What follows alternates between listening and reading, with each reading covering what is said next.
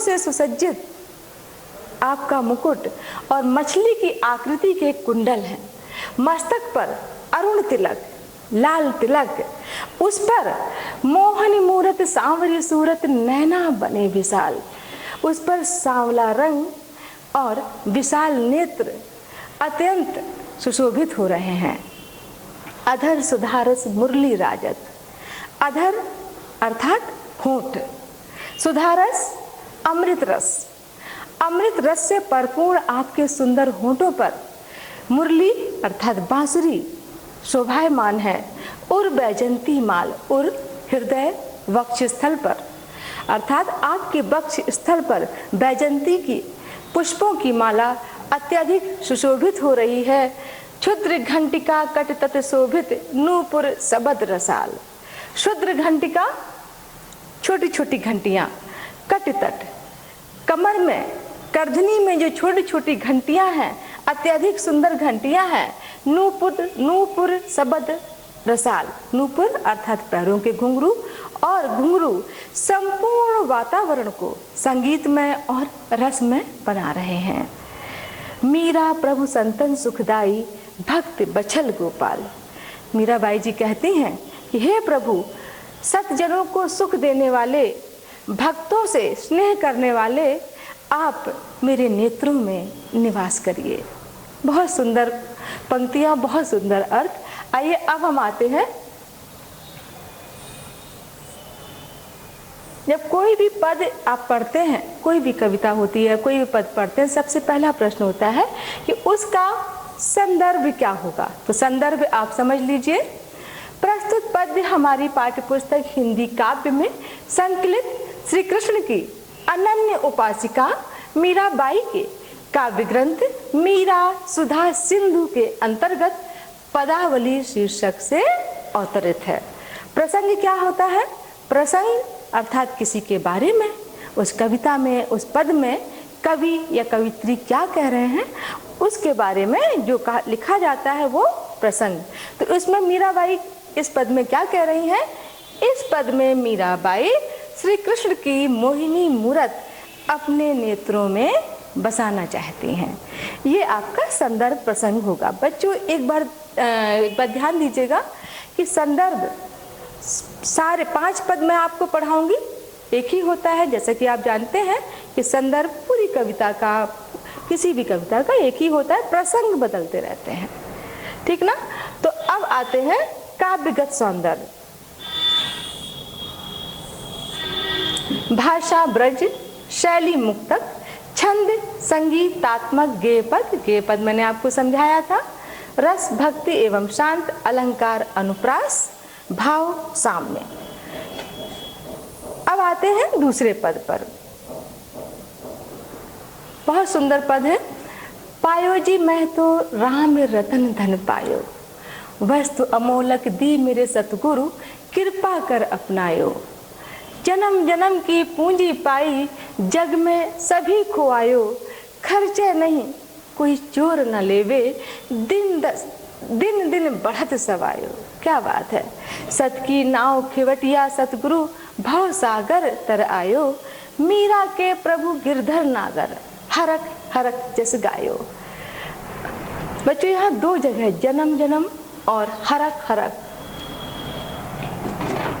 यहाँ पर आपको पुनरोक्ति प्रकाश अलंकार मिलेगा। हरक हरक और जन्म जन्म। पायो जी मैं तो राम रतन धन पायो। यहाँ मीराबाई जी कह रही हैं कि घट घट में बसने वाला नाम राम, मैंने अपने सद्गुरु की कृपा से उसको प्राप्त कर लिया है। वस्तु अमोलक दी मेरे सतगुरु, मेरे सतगुरु ने, मेरे गुरु ने अपनी कृपा करके मुझे, दया करके मुझे यह अनमोल वस्तु दी है। जन्म जन्म की पूंजी पाई, जग में सभी खुआयो। जग में अर्थात इस भौतिक जगत में सब कुछ त्याग कर मैंने ये जन्म जन्म की संचित पूंजी प्राप्त की है। खर्चे नहीं कोई चोर न लेवे, दिन दिन बढ़त सवायो। जिसको ना तो कोई खर्च कर सकता है और ना ही कोई चोर चुरा सकता है।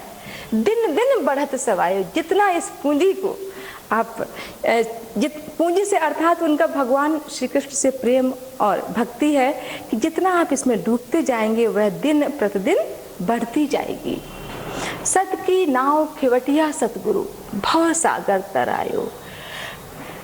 सत की नाव, सत अर्थात ईश्वर, ईश्वर की जिस नाव पर मैं बैठी हूँ, ईश्वर प्राप्ति की जिस नाव पर मैं बैठी हूँ और जिसके खेवनहार कौन है? सतगुरु। मैंने भव सागर, ये संसार रूपी सागर प्राप्त कर लिया है। मीरा के प्रभु गिरधर नागर हरक हरक जस गायो। मीराबाई कहती हैं कि मेरे तो प्रभु सिर्फ एक ही प्रभु है, गिरधर नागर अर्थात भगवान श्री कृष्ण, जिनका वह आनंदित और प्रमुदित मन से यशगान कर रही हैं, गुणगान कर रही हैं। तो आइए बच्चों, अब हम आते हैं संदर्भ प्रसंग और काव्यगत सौंदर्य पर। संदर्भ जैसा कि मैंने आपको ऊपर बताया था, प्रसंग इसमें सदगुरु की महिमा एवं राम नाम के महत्व को बताया गया है, ये इसका प्रसंग है। काव्यगत सौंदर्य, भाषा राजस्थानी मिश्रित ब्रज, शैली मुक्तक, छंद गेय पद, अलंकार अनुप्रास, रूपक एवं पुनरोक्ति प्रकाश, रस शांत और भक्ति। अब आते हैं हम तीसरे पद पर। मायरी में तो लियो गोविंदो मोल, बहुत सुंदर पद है बच्चों।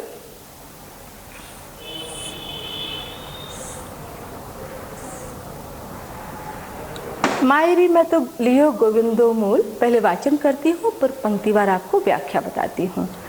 कोई कहे छाने, कोई कहे चुपके, लियो री बजंता ढोल। कोई कहे मुंगो, कोई कहे सुंगो, लियो री तराजू तोल। कोई कहे कारो, कोई कहे गोरो, लियो री अमोलक मोल। याही को सब जानत हैं, लियो री आँखी खोल। मीरा को प्रभु दर्शन दिन्यो, पूरब जन्म को कौल। यहाँ पर मीराबाई कहती हैं, यहाँ पर उन्होंने कहीं न कहीं भगवान श्री कृष्ण को अपने प्रेम से खरीद लिया है। तो यहाँ मीराबाई जी कहती हैं कि मैंने तो भगवान श्री कृष्ण को अपनी प्रेम और भक्ति से मोल ले लिया है, मैंने उन्हें खरीद लिया है। प्रेम के इस व्यापार में अब वो मेरे हो गए हैं। कोई कहे छाने, इस बारे में सबकी अपनी अलग अलग व्याख्या है। कोई कहता है छुप छुपा कर लिया है, कोई कहे चुपके, कोई कहता है चोरी से लिया है। लियोरी बजंता ढोल, लेकिन मैंने तो सबको बताकर कि भगवान श्री कृष्ण मेरे प्रीतम हैं, मेरे पति के समान हैं, मैंने सबको बताकर ढोल बजाकर उनको खरीदा है। कोई कहे मुंगो, कोई कहे सूंगो, क्योंकि उनको प्राप्त करने में इतनी पीड़ा की प्राप्ति हुई है कि कोई कहता है कि अत्यंत पीड़ा के बाद मिलते हैं, मुंगो अर्थात महंगे। कोई कहे सूंगो, कोई कह रहा है कि बड़े आसानी से मिल गए, सरलता से मिल गए। लियोरी तराजू तोल, लेकिन मैंने तो पूरा उनको जांच परख कर लिया है। कोई कहे कारो, कोई कहे गोरो, लियोरी अमोलक मोल। यहाँ मीराबाई जी कहती हैं कि कोई कहता है सांवले हैं, कोई कहता है गोरे हैं, लियोरी अमोलक मोल, लेकिन जिसने लिया है उनका मूल तो वही समझ सकती हैं, अर्थात अनमोल है। या ही को सब जानते हैं, लियोरी आँखी खोल। सब समझते हैं कि मीरा अंधी है। मीरा ने किसी की परवाह नहीं की भगवान श्री कृष्ण के प्रेम को पाने के लिए, लेकिन नहीं, मैंने तो उन्हें उनको सोच समझकर खरीदा है। मीरा को प्रभु दर्शन देनियो, पूरब जन्म की कौल। मीराबाई कहती हैं कि भगवान श्री कृष्ण, प्रभु श्री कृष्ण वचनबद्ध हैं मेरे साथ कि वह मुझे दर्शन देंगे, और इसीलिए उन्होंने मुझे दर्शन दिया है।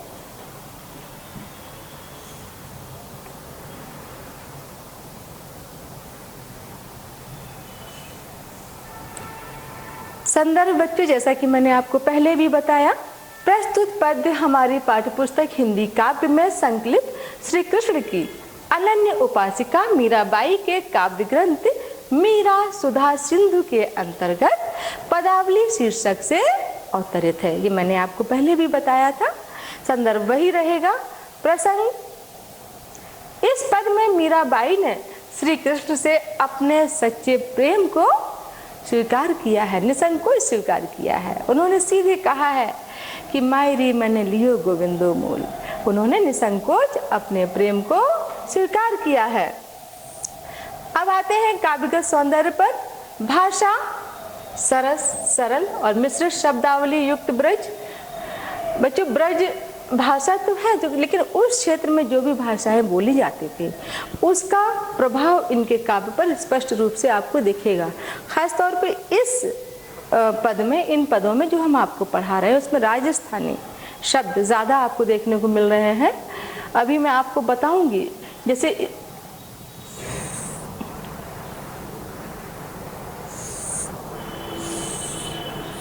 जाणत, दर्शन, ये सब क्या है? ये राजस्थानी है। अगर यहाँ दर्शन होता तो कहीं ब्रज भाषा का होता जाणत, यहाँ जानत होता, लेकिन यहाँ पे ड़ाल जब लग जाता है तो ये राजस्थानी प्रभाव दिख रहा है, राजस्थानी भाषा का प्रभाव यहाँ स्पष्ट है। और भी ऐसे कई शब्द हैं। अब हम आते हैं काव्यगत सौंदर्य।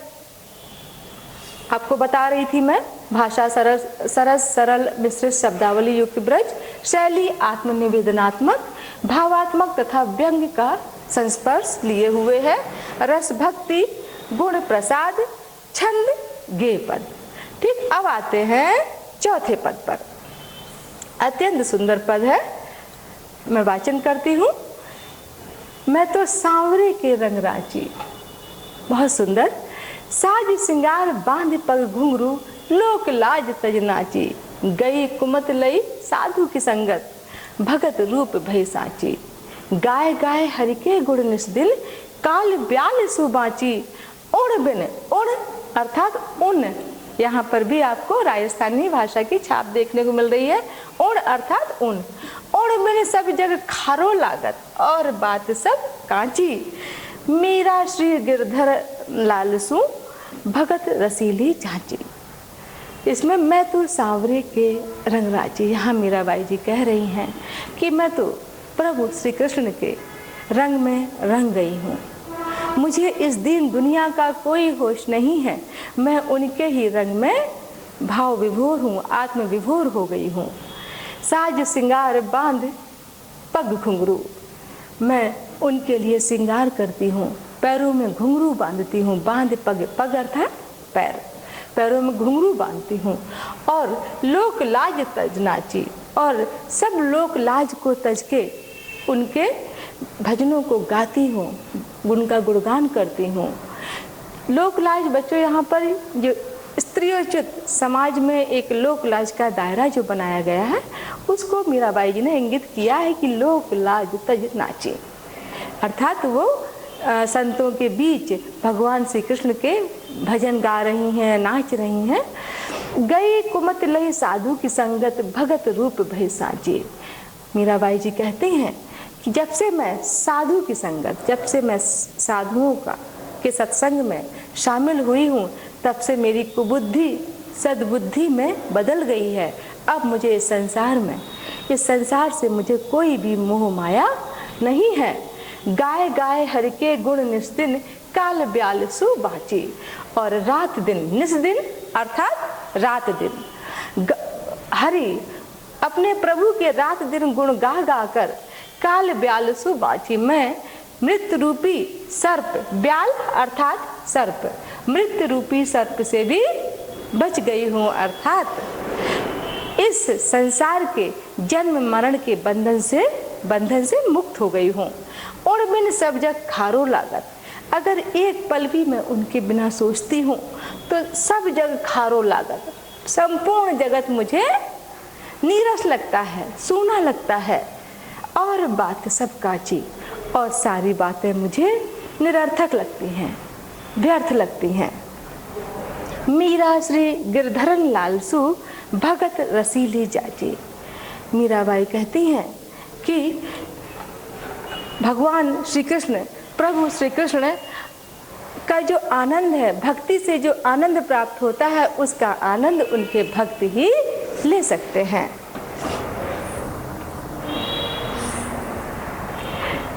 संदर्भ उपयुक्त। इस पद में मीरा भगवान कृष्ण के प्रेम में निमग्न है और पूर्ण रूप से उन्हीं के रंग में रंग गई हैं, इसीलिए संसार की किसी अन्य वस्तु में उनका मन नहीं लगता। ये इसका प्रसंग है। अब हम 5वें पे आते हैं। 5वां पद, पहले इसका काव्यगत सौंदर्य देख लीजिए बच्चों। काव्यगत सौंदर्य वही है, भाषा राजस्थानी, मिश्रित ब्रज, शैली मुक्तक, छंद गेय पद, रस भक्ति और शांत, गुण माधुर, अलंकार, अनुप्रास और रूपक। अब आते हैं 5वें पद पर। मेरो तो गिरधर गोपाल दूसरो न कोय, जाके सिर मोर मुकुट मेरो पत सोए। तात मात भ्रात बंधु अपनो आपनो न कोय, छाड़ दई कुल की कान कहा करिए कोई। संतन धिंग बैठ बैठ लोक लाज खोई, असुवन जल सींच सींच प्रेम बेल बोई। अब तो बेल फैल गई आनंद फल होई। भगत देख राजी हुई जगत देख रोई, दासी मीरा लाल गिरधर तारो अब मोई। बहुत सुंदर। मेरे तो गिरधर गोपाल, यहाँ मीराबाई ने अपने को सर्वस्व प्रभु श्री कृष्ण पर निछावर कर दिया है और उनको दीन दुनिया से अलग उनको पूरी तरह से उन्होंने स्पष्ट किया है कि अब मेरे सिर्फ अगर कोई है तो वह भगवान श्री कृष्ण है, दूसरो ना कोई, और मेरा कोई दूसरा नहीं है। जाके सिर में मोर मुकुट, जिसका मुकुट मोर पंखों से सुसज्जित है वही मेरा पति है, अर्थात भगवान श्री कृष्ण मोर पंखों से सुसज्जित मुकुट लगाते थे। तात माते भ्रात बंधु, माता पिता भाई बंधु आपनो न कोई, मेरा कोई नहीं है। छाड़ दई कुल की कान। बच्चों, मैंने पहले भी आपसे बताया कि मीराबाई एक राजवंश से संबंध रखती थी, तो वो कहती है मैंने तो कुल की भी मान प्रतिष्ठा छोड़ दी, क्या करे कोई, अब मेरा कोई क्या करेगा।